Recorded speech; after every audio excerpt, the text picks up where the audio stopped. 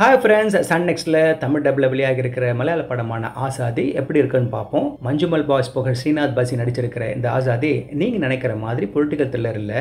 அறிமுக இயக்குனர் Joe George இயக்கியிருக்கிற இந்த படத்தை பிரிசன் பிரேக் ஜானரில் எடுத்துக்கலாம். இதோட கதையில் ரகுவோட வாய் பேச முடியாத வைஃப் கங்கா அவள் சிஸ்டருக்காக அரசியல்வாதி பையனை அவன் வீட்டிலே போய் கொலை பண்ணவ. அதுக்காக கன்வெர்ட் ஆகி ஜெயிலுக்கு போகிற சமயத்தில் ப்ரெக்னெண்ட்டாக இருக்கா.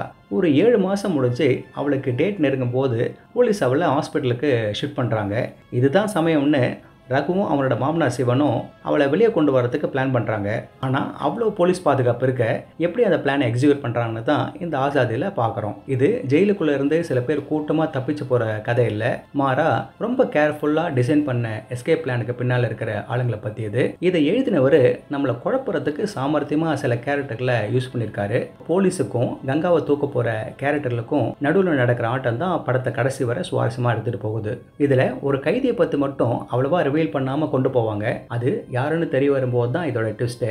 அதுதான் இந்த படத்தோட ஹைலைட்டும். என்ன சில சிச்சுவேஷன்ஸை அவங்களுக்கு சாதகமாக எழுதிக்கிட்டாங்க. அதில் லாஜிக்கெல்லாம் பறந்து போகும், கூடவே ப்ரெடிக்டபிளாகவும் இருக்கும். உதாரணத்துக்கு இவங்களை பிடிக்கிற பேர் வழின்னு வர வாணி விஸ்வநாத் கேரக்டர் ரொம்ப கான்ஃபிடென்ட்டாக இருக்கும் போதே தெரிஞ்சிடும் பின்னாடி அவங்க பல்பு வாங்க போகிறாங்கன்னு. இது மாதிரி சில விஷயங்கள் அங்கங்கே இருக்குது. ஒரு கட்டத்தில் ஹீரோவை போலீஸ் உள்ள தள்ளுறதுக்கு நல்ல சான்ஸ் இருந்தும் விட்டுருவாங்க.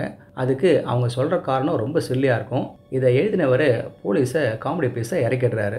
ஆனால் இந்த சொதப்பிலெல்லாம் அந்த மொத்த பிளானையும் நம்மக்கிட்ட மறைச்ச விதத்தில் மறக்கலான்னு நினைக்கிறேன். அப்படி இருக்க உங்களுக்கு இந்த ஃபைனல் ட்விஸ்ட்டில் என்ன தான் வச்சுருக்காங்கன்னு ஒரு க்யூரியாசிட்டி ஏற்பட்டுச்சுன்னா இந்த ஆசாதியை நீங்கள் ஒரு தடவை ட்ரை பண்ணலாம். ஓகே ஃப்ரெண்ட்ஸ், இதே போல் இன்னொரு சுவாரஸ்யமான பட விமர்சனத்தோடு சந்திக்கிறேன். இந்த விமர்சனம் உங்களுக்கு பிடிச்சிருந்துச்சுன்னா உடனே லைக் பண்ணுங்கள், ஷேர் பண்ணுங்கள். நன்றி.